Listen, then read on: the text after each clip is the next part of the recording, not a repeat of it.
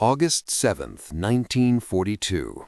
11,000 American Marines wade through the surf toward an unknown island called Guadalcanal. Not one of them knows they're about to fight in what military historians would call the Pacific War's true turning point. The Japanese don't even know they're coming. In 72 hours, that will change. What follows is 6 months of fighting so brutal it will forge a new kind of American warrior and shatter Japan's myth of invincibility. January 5, 1942. Admiral Isoroku Yamamoto sits aboard his flagship Yamato, anchored in Japanese waters. For 8 weeks, Tokyo has celebrated unbroken victories. Hong Kong, fallen. Manila, captured. Singapore will surrender in 6 weeks. But Yamamoto isn't celebrating. He's troubled. At first, we'll have everything our own way, stretching out like an octopus, he told his friend Sasakawa months before Pearl Harbor. But we have only a year and a half to win this war. Now that octopus is stretched thin. Pearl Harbor failed to sink America's carriers. The attack that was supposed to break American will has ignited something far more dangerous: fury. Yamamoto needs a spectacular victory, something so devastating it will force America to negotiate peace. He proposes 3 options: invade Australia, strike into the Indian Ocean, or capture Midway Island. The Imperial General Staff chooses all 3. Simultaneously. It's the decision that will lose Japan the war. By June 1942, Japanese construction crews are sweeping across the Pacific.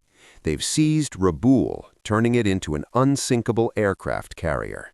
They've taken Tulagi in the Solomons for a seaplane base. And on an obscure island called Guadalcanal, they're building something that will change everything: an airfield. June 22nd, an Allied reconnaissance plane spots Japanese workers burning grass on Guadalcanal's central plain. June 25th, intelligence reports tents erected, a wharf under construction. July 1st, an Australian coast watcher, one of the unsung heroes of the Pacific, sends a message: construction of airfield awaiting arrival of Japanese 11th and 13th Pioneer Forces. He even knows their names. Admiral Ernest King, Chief of Naval Operations in Washington, sees immediately what this means. Once operational, that airfield puts Japanese bombers within striking range of Australia. Supply lines to General MacArthur will be cut. The Allies will lose the South Pacific. King makes a decision that shocks everyone. America will launch its first major amphibious offensive in 8 weeks. The problem? Nobody knows how to do it anymore. America hasn't conducted an amphibious invasion since the Spanish-American War in 1898. July 28, 1942. Aboard the Saratoga, anchored off Fiji, the invasion commanders meet for the first time. Admiral Frank Jack Fletcher, tactical commander, opens with devastating news. "I'll protect the landings for 2 days, then I'm withdrawing the carriers." The room erupts. Admiral Richmond Kelly Turner, commanding the amphibious force, is incredulous. 2 days? The Marines would barely be ashore. But Fletcher is adamant. At Coral Sea in May, he lost the carrier Lexington. At Midway in June, officially a victory, his flagship Yorktown was sunk. He's convinced carriers can't operate near land-based enemy aircraft. He's also wrong, but he outranks everyone in the room. Marine General Alexander Vandegrift listens quietly. His 1st Marine Division has trained for months, but never for this. Their rehearsal landing at Coral Island 3 days earlier was, in his words, a complete bust. Only a third of his troops made it ashore, and those who did wandered around confused. Adding to the chaos, supplies loaded haphazardly in Oakland are now being unloaded in New Zealand, which lacks dock facilities. Everything must be hand-sorted. The operation is so desperate it earns a nickname, Operation Shoestring. We're going to defend Australia in the worst possible way, but we're going to do it, Turner tells the grim-faced officers. August 6th. 75 ships steam toward Guadalcanal under heavy cloud cover. Rain squalls hide them all day. It's the only luck they'll have. The Japanese have no idea they're coming. August 7th, 1942, 5:30 a.m. The fleet sounds general quarters. At exactly 6 a.m., carrier planes roar off flight decks into the pre-dawn darkness.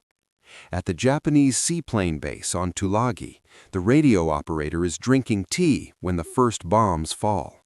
He has time to send one message: enemy heavy bombardment in progress. Then the radio goes silent.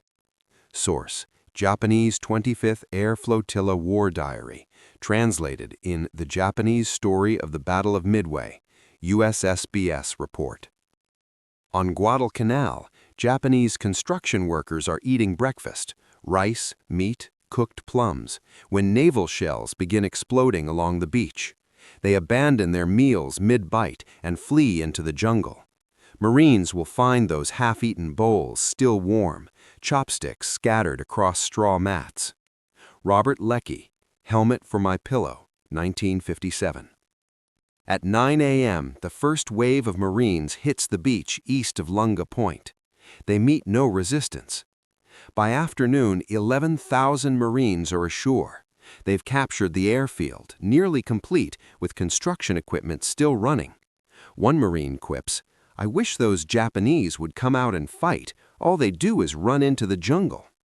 Source: Richard Tregaskis, Guadalcanal Diary, 1943. But 25 miles across the channel, on the small islands of Tulagi, Gavutu, and Tanambogo, it's a different story. Lieutenant Colonel Merritt Edson's 1st Marine Raider Battalion, America's first Special Forces unit, modeled on British commandos, lands at 8:15 a.m. The Japanese are waiting. Captain Shigeto Shimiyazaki commands 250 men of the Yokohama Air Station Defense Force. They're dug into coral caves along steep ridges. Their machine guns create interlocking fields of fire.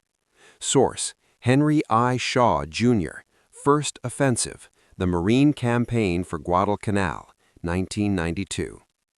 The raiders hack through jungle for 3 hours to reach the ridgeline. When they emerge into the open, the Japanese unleash hell.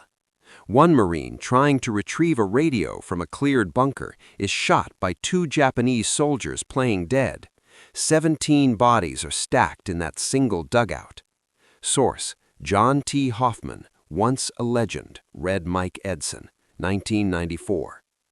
Gunnery Sergeant Angus Goss throws a grenade into a cave. The Japanese throw it back 6 times. Finally, Goss plants a 20-pound satchel charge. The Japanese push it out.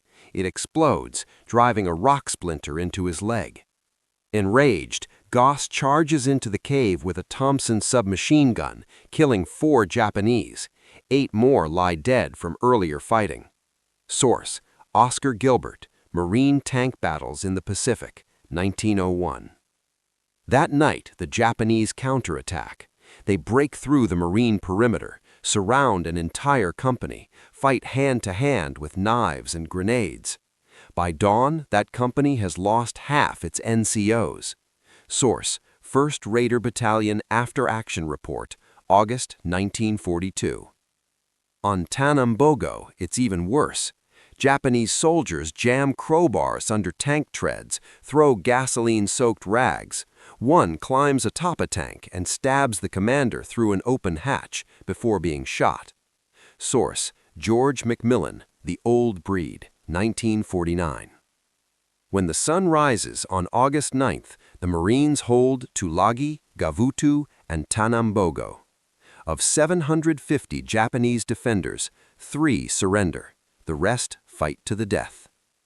August 7th, 6:12 p.m., Rabaul. Vice Admiral Gunichi Mikawa receives the invasion report. Within minutes, he makes a bold decision, a night surface attack. His force? 5 heavy cruisers, 2 light cruisers, 1 destroyer. No carriers, no battleships, just speed, darkness, and Japanese mastery of night combat. Source: Toshikazu Omae, Japanese Operations in the Solomon Islands Area, 1947. Mikawa knows the Americans have carriers, but carriers don't fight at night. If he can reach Guadalcanal after midnight, he can slaughter the transports, bombard the Marines, and escape before dawn. He steers down a channel between islands that will soon earn an infamous name, the Slot. The Americans have multiple opportunities to spot him. They miss every one. A B-17 crew sees cruisers near Rabaul, assumes it's normal traffic. Source: Wesley Frank Craven, The Army Air Forces in World War II, Volume 4, 1950. Submarine S-38 reports contacts, dismissed as routine movements. Admiral Turner looks at his charts and realizes the Slot is the perfect approach. He requests special reconnaissance flights. The message is lost between 3 different headquarters. The search is never made. Source: Samuel Eliot Morison, The Struggle for Guadalcanal, 1950. Meanwhile, Admiral Fletcher makes good on his threat. At 6 p.m. on August 8th, just 33 hours after the landing, he withdraws his carriers. He claims he's lost 21 planes fighting Japanese air raids and needs to refuel. The real reason: he's terrified of losing another carrier. Source: John B. Lundstrom, Black Shoe Carrier Admiral, 2006. Admiral Turner is apoplectic. Without air cover, his transports are sitting ducks. He decides to withdraw as well, the next morning. But the morning never comes. August 9th, 1:43 a.m. HMS Canberra's radar operator picks up contacts. Before he can sound the alarm, Japanese searchlights blaze across the water. Then the shells arrive. The Battle of Savo Island lasts 32 minutes. Mikawa's cruisers move through the American screening force like wolves through sheep. Source: Richard Farr Newcomb, The Savo, The Incredible Naval Debacle off Guadalcanal, 1961. USS Astoria, 24 hits, sinking. USS Quincy, struck by torpedoes and shells simultaneously. Captain Samuel Moore dies on his bridge, sinking. USS Vincennes, hit 74 times, sinking. HMS Canberra, crippled, will be scuttled. Source: Eric LaCroix, Japanese Cruisers of the Pacific War, 1997. 1,077 American and Australian sailors die in half an hour. It's the worst defeat in U.S. Navy history. But Mikawa makes one crucial error. His ships are low on ammunition. Dawn is approaching. Instead of attacking the defenseless transports, his actual objective, he withdraws. Source: Japanese Action Report, 8th Fleet, translated in The Japanese Story of the Battle of Savo Island. On the beach, the Marines awake to find smoke rising from 4 cruisers. By mid-morning, the transports are gone too. 11,000 Marines are stranded on a hostile island, 900 miles from friendly bases, surrounded by enemy forces. They have 17 days of rations, no air support, no naval support. The battle for Guadalcanal is just beginning. August 10th, 1942, Henderson Field. Marine engineers examine what the Japanese left behind. The airfield is 95% complete.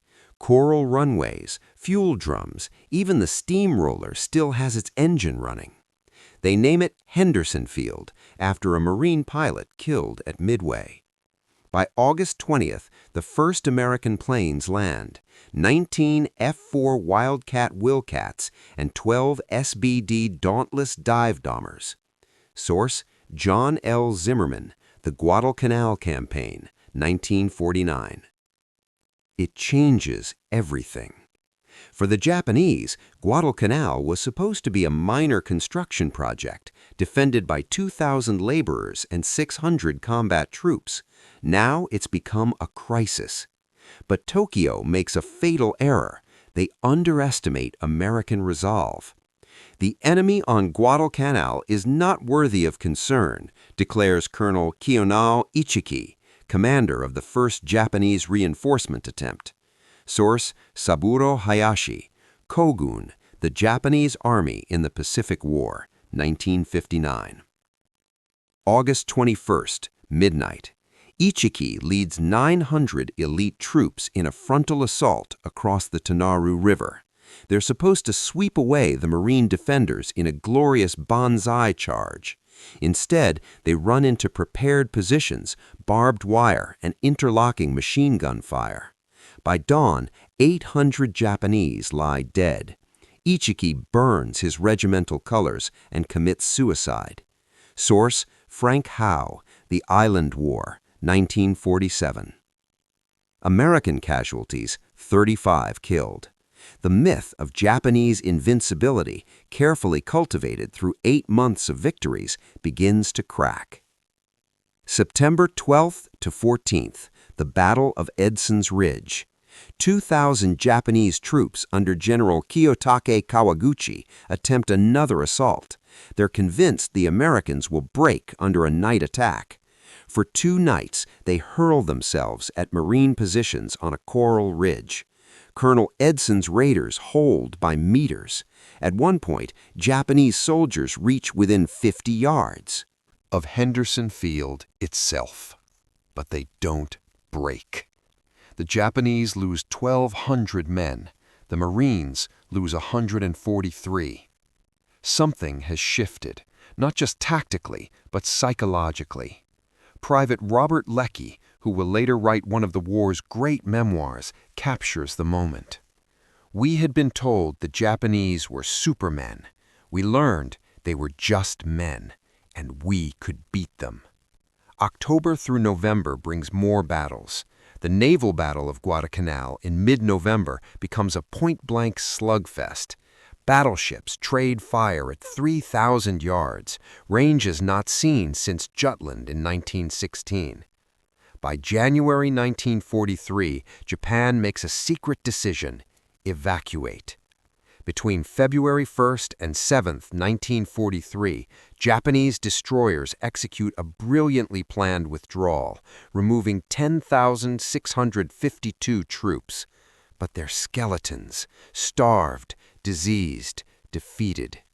Of the 36,000 Japanese troops sent to Guadalcanal, 24,000 are dead, most from starvation and disease. The Americans lose 7,000 dead, 1,600 on land, 4,900 at sea, 420 in the air. But they hold the island. February 9th, 1943. The last Japanese soldier withdraws from Guadalcanal. Admiral Yamamoto receives the news aboard the Yamato. His 6-month deadline for a spectacular victory has passed. His prediction to Sasakawa has come true. We have only a year and a half to win this war. 18 months after Pearl Harbor, Japan is in retreat.